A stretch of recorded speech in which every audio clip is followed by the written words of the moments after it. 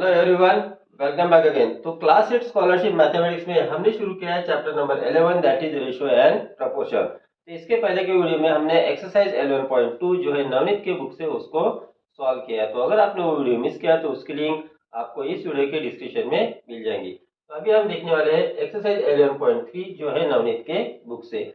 उसके पहले बता दो कि अगर आप मेरे चैनल पर नए हो तो प्लीज चैनल को सब्सक्राइब करो, बेल आइकन को प्रेस करो, वीडियो अच्छा लगे तो लाइक करो और अपने फ्रेंड के साथ शेयर करो। देखते हैं क्वेश्चन नंबर 1।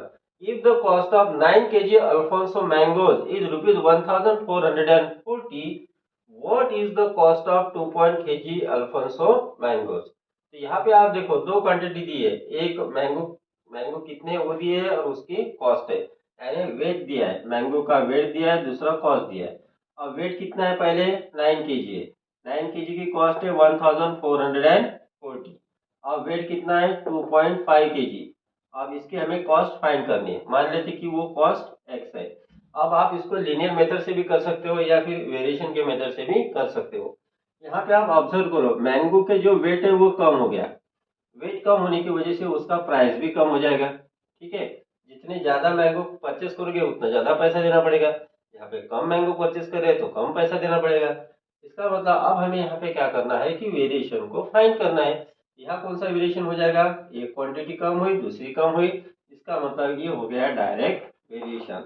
और डायरेक्ट वेरिएशन में दोनों क्वांटिटी का रेशियो कांस्टेंट रहता है, यानी 9 का रेशियो मतलब वेट का रेशियो कॉस्ट के साथ। तो पहले 9 kg वेट है तो कॉस्ट है 1440 इक्वल टू होगा, अब वेट है 2.5 kg तो कॉस्ट है x रुपीज। क्रॉस मल्टीप्लाई करेंगे तो 9 into x 9x is equal to 2.5 into 1440। x की वैल्यू फाइंड करने के लिए 9 को ट्रांसपोज करेंगे तो x is equal to 2.5 into 1440 upon, अब देखो 9 से 144 को डिवाइड होता है, so we get here x is equal to 2.5 into 9 1 जा 9, 16 जा 16 9 जा 144। तो यहाँ पे आ गया फिर मल्टीप्लाई 160। अब इन दोनों का प्रोडक्ट फाइंड करेंगे तो 15 से 16 को मल्टीप्लाई करो 25 से, 25 6 जा 150। ठीक है, 150 का पहले जीरो लिया, कैरी हो गए 15 और 25 1 जा 25, 20 पावर 15 ये हो गया 40 और एक जीरो लगा दो डेसिमल पॉइंट एक डिजिट के बाद, तो आंसर आ गया ₹400। तो यहाँ पे 2.5 kg की जो कीमत है वो होंगी 400। तो इसमें से कौन सा ऑप्शन, तो option 2 is correct answer. Next we will see question number 2। A train takes 210 minutes to cover a distance of 126 kilometre. तो एक ट्रेन को 126 किलोमीटर डिस्टेंस जाने के लिए 210 मिनट्स लगते हैं। यहाँ पे दो क्वांटिटी है, एक तो हमें दिया है डिस्टेंस और दूसरा दिया है टाइम। तो पहले डिस्टेंस कितना दिया है और टाइम कितना दिया है। डिस्टेंस दिया है 126 किलोमीटर और टाइम लगता है 210 मिनट्स। आगे देखो, with the same speed how will it take to cover a distance of 168 kilometre. अब 168 किलोमीटर जाने के लिए कितना डिस्टेंस लगेगा, टाइम लगेगा, वो हमें फाइंड आउट करना है। अब आप ऑप्शन देखो, ऑप्शन भी यहाँ पे मिनट में ही दिए है। अगर ऑप्शन यहाँ पे हमें आवर में दिए रहते तो हमें यहाँ पे जो टाइम दिया है मिनट में उसको हम आवर में कन्वर्ट करते। ठीक है, अब मान लेते कि 168 किलोमीटर जाने के लिए उसको x मिनट लगेंगे। अब देखो स्पीड सेम है, स्पीड कांस्टेंट है। अब जो डिस्टेंस है वो डिस्टेंस बढ़ गया है, पहले 126 था अब 168 किलोमीटर हो गया। तो जब डिस्टेंस बढ़ गया तो उसी स्पीड से उतना डिस्टेंस कवर करने के लिए टाइम ज्यादा लगेगा। तो एक क्वांटिटी बढ़ी तो दूसरी भी क्वांटिटी बढ़ेगी। इसका मतलब ये जो दिया है यहाँ पे ये है इनवर्स डायरेक्ट वेरिएशन। एक क्वांटिटी के बढ़ने पर अगर दूसरी क्वांटिटी बढ़ती है तो वो हो जाता है डायरेक्ट वेरिएशन। और डायरेक्ट वेरिएशन में दोनों क्वांटिटी का रेशो कांस्टेंट होता है। तो डिस्टेंस का टाइम के साथ रेशो देखेंगे तो 126 upon 210 equal to 168 upon x हो जाएगा। अब इसको क्रॉस मल्टीप्लाई करो, 126 into x is equal to 210 into 168। इसको कैलकुलेट मत करो, यहाँ पे भी 126 को आरजेएस में ट्रांसपोज कर दो। So we get here x equal to 210 into 168 upon 126। Now see both numbers are divisible by 2। 2 से डिवाइड करो, 2 6 जा 12, 2 3 जा 6, इसको 2 से करो, 2 8 जा 16, 2 4 जा 8।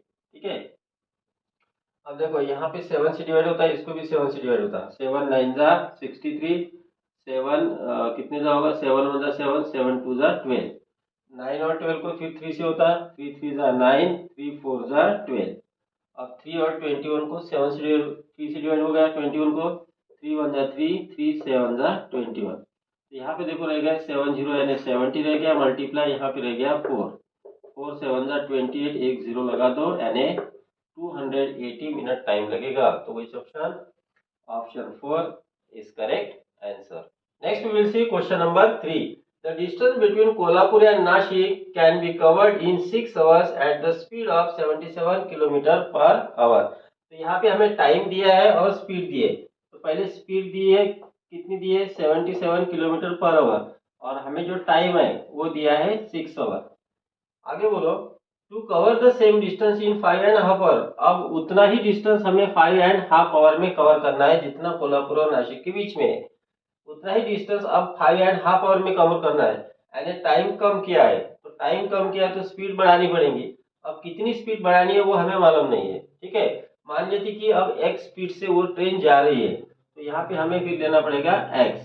तो मान लेते कि स्पीड अब x है, तो x की जो वैल्यू आएंगे वही इसका आंसर नहीं है, कितने से बढ़ानी पड़ेगी ये पूछा है, ठीक है। तो यहाँ पे देखो, अगर टाइम कम हो गया है तो स्पीड बढ़ जाएगी, यानी ये जो वेरिएशन है ये हो गया इनवर्स वेरिएशन। और इनवर्स वेरिएशन में दोनों क्वांटिटी का प्रोडक्ट कांस्टेंट होता है। So we get here 77 into 6 करो, that is equal to x into 5.5, ठीक है। अब 5.5 को कन्वर्ट कर लेते हैं x इंटू 5 टू 10 प्लस 1 11/2, 11/2 को ट्रांसपोज करेंगे। So we get here x is equal to 77 multiply 6, ये मल्टीप्लीकेशन है, उधर गया तो डिवीजन में जाएगा। तो 11/2 से डिवाइड करना है, उसके रेसिप्रोकल से मल्टीप्लाई करो तो ये हो जाएगा मल्टीप्लाई 2/11। तो 11 1 जा 11, 7 जा 7 6 जा 42, 42 2 जा आ गया 84 किलोमीटर पर आवर। अब हमें स्पीड चाहिए 84 किलोमीटर पर आवर। पहले स्पीड थी 77, तो कितने से स्पीड बढ़ी है वो फाइंड करना है। तो 84 में से 77 माइनस करो, so you get here 7 kilometre per hour से स्पीड बढ़ानी पड़ेगी। So which option, option number 2 is correct answer.